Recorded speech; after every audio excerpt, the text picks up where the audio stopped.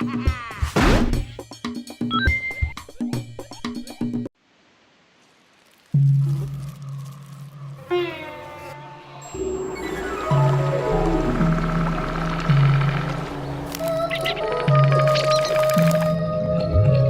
in the year 2000. In the year 2000.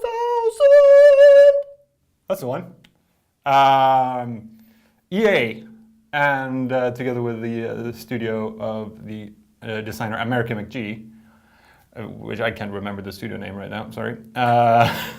It was American. It was American McGee's, and that studio released a game called American McGee's Alice. Yes. Which was kind of this twisted version of Alice in Wonderland, where Alice was stuck in a mental institution after her house burnt down and blah blah blah, and fun times had by Alice in Wonderland killing stuff. And now, 11 years later, Alice is back. Alice is back, bitches. Yes. Alice returns, and Alice Madness returns. Yes.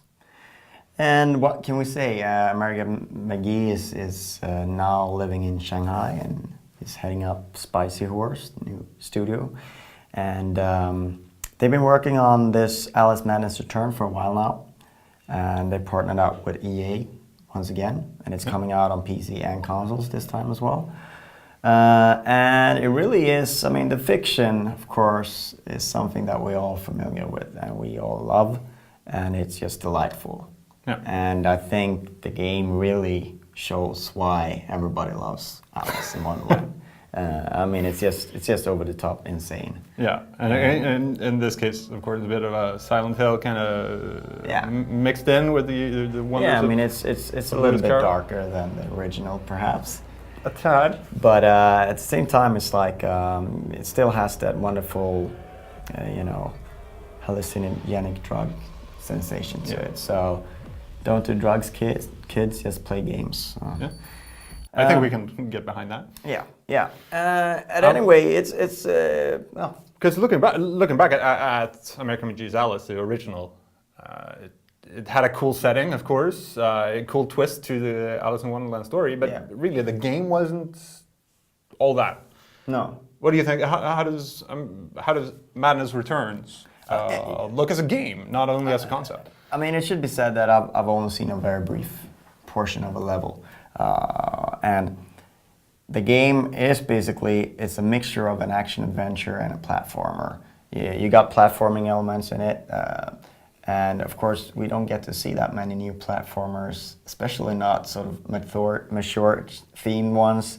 Especially not ones with shooting mechanics. I think it's only Ratchet that does that, probably. So it's a little bit of a territory where,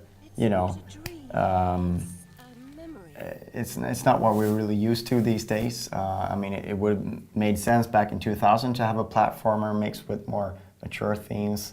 It doesn't really happen these days. So in that sense, it actually feels fresh by sort of hearkening to the original game in that sense.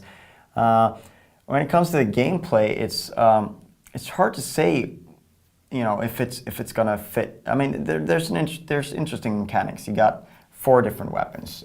You got your pepper grinder, which is your sort of close range shooting, and machine gun style. You got your teapot cannon, which basically launches grenades. You got your butcher knife, which is cut them up. Yep, we've seen some of that in one of the trailers. Yes. Very, very nice, very gruesome. And you got your hobby horse to sort of, big whacking thing. And you mix and match these to sort of, the enemies will be susceptible to different attacks, and you'll have to mix it up and, do one and then kill them off with another one sort of thing. It's like a paper, rock, scissors kind of system going there. And there's also, the white rabbits sort of time bomb thingies that you can place that blow up, and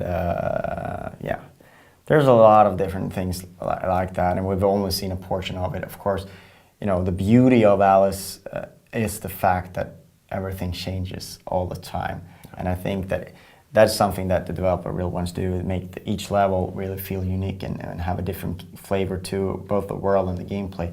and that's something that I cannot take away from just seeing one level. So. No. But what we did get to see Tisa was, you know, the difference when Alice is small and when she grows, you know, huge. And I think that's really going to be a point where, like, if they make that mechanic interesting for players, I mean, that's really the trick with this kind of game, is that you got to make every element of it great for it to be a great game overall. Because you can't have, like, certain parts of the gameplay, like platform jumping, not feel that good. That wouldn't make sense. Or if, you know, if shooting isn't fun, yes, melee, or if melee isn't fun, or if being small is fun but not being big, or, you know, and what else can we imagine? You know, there's going to be different things going on there, and of course different regions are going to have very specific themes, and some may be more adventure oriented, the other might be more action oriented. Like the one I played, you were in actually the Queen of Hearts domain, so you obviously you know, you had to deal with her cronies a lot, so there was a lot of combat in that area of the game. So it'll be interesting to see, and also there will be sort of real world parts of the game as well. I haven't seen anything of it, if it's playable or how that's going to be, but where Alice is in a mental institution in London, and you know, her family is dead, and that's why she's revisiting Wonderland to try and find her repressed memories of how they were killed. Yeah. Actually, just finding out who killed her family. So that's the sort of the setting and the point of the whole thing. Yeah, no, that's also something they then build upon from the first game.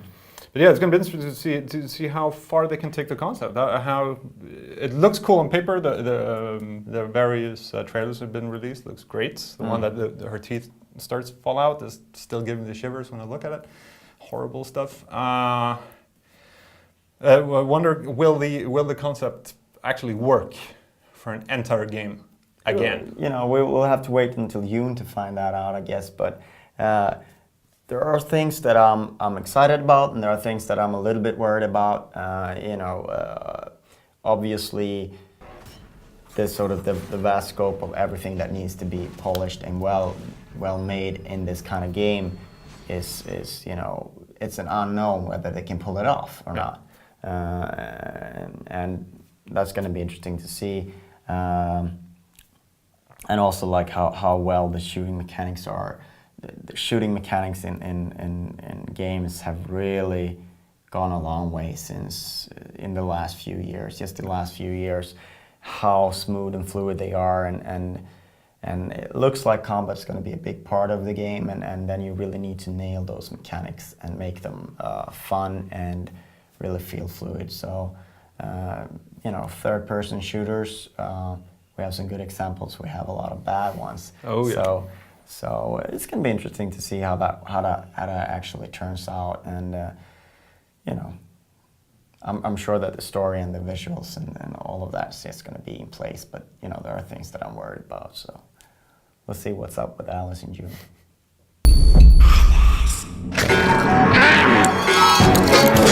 Alice.